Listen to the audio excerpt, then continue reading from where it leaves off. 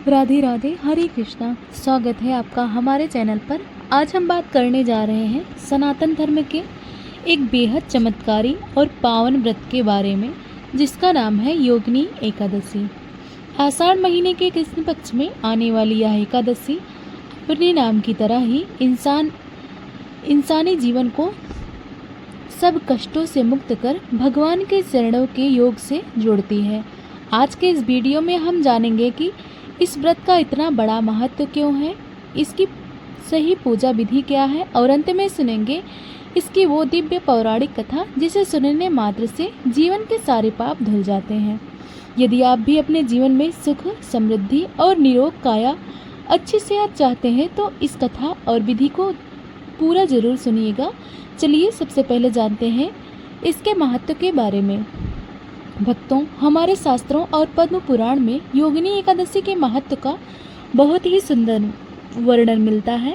स्वयं भगवान श्री कृष्ण ने धर्मराज युधिष्ठिर को इस व्रत की महिमा समझाते हुए कहा था कि यह एकादशी संसार में किसी भी प्रकार के श्राप, मानसिक तनाव और शारीरिक बीमारियों को जड़ से खत्म करने की शक्ति रखती है।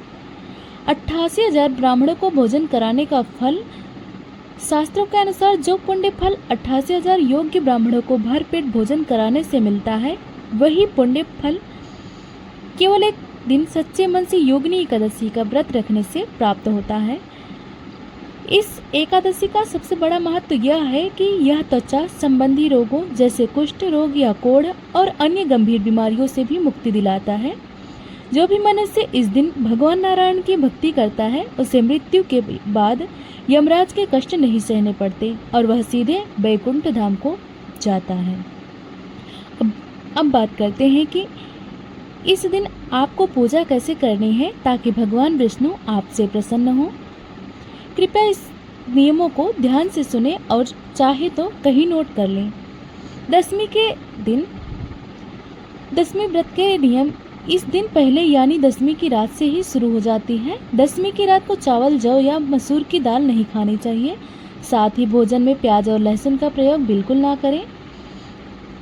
एकादशी के दिन सुबह सूर्योदय से पहले उठें, अपने नहाने के पानी में थोड़ा सा गंगा जल मिलाएं और स्नान करें। इसके बाद साफ सुथरे पीले रंग के कपड़े पहनें।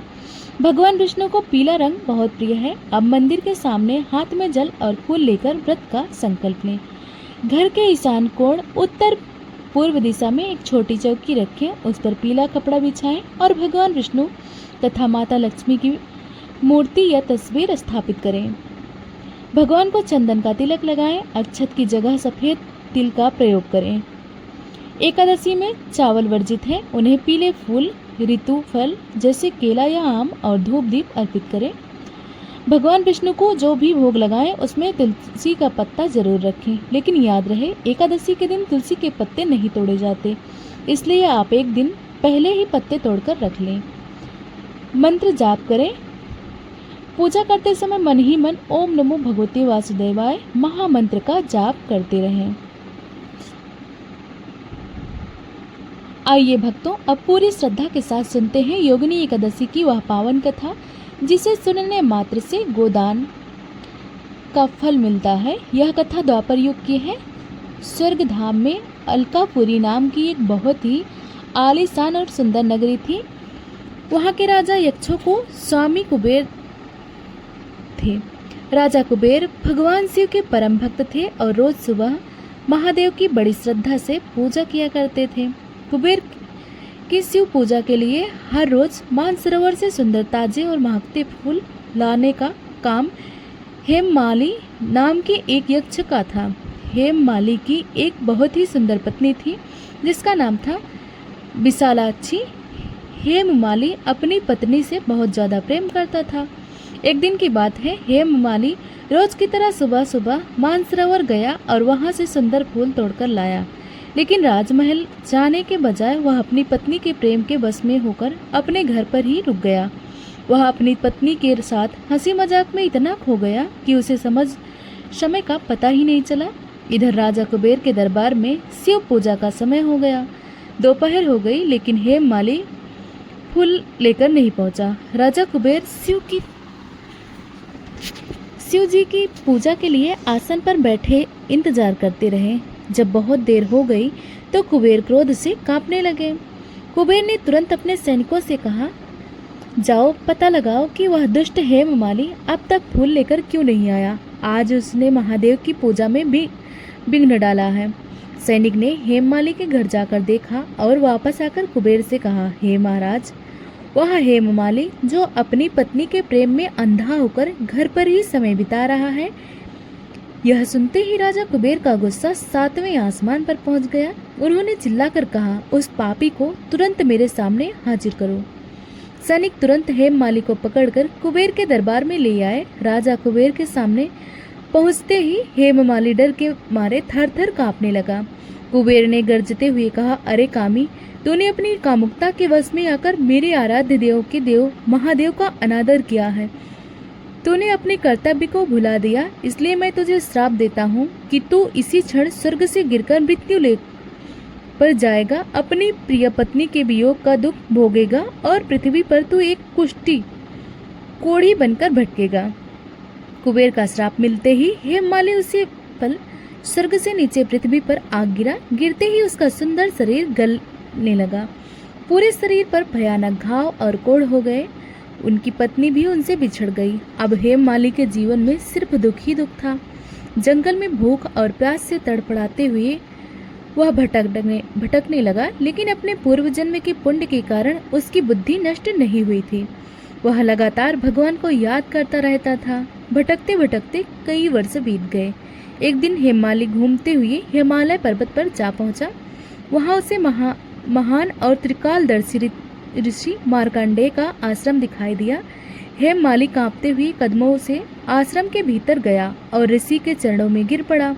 ऋषि मार्कंडेय ने जब उस तड़पते हुए जीव को देखा तो उनका हृदय दया से भर गया। उन्होंने पूछा, हे पुत्र, तुमने ऐसा कौन सा घोर पाप किया है जिसके कारण तुम्हारी यह दुर्दशा हुई है।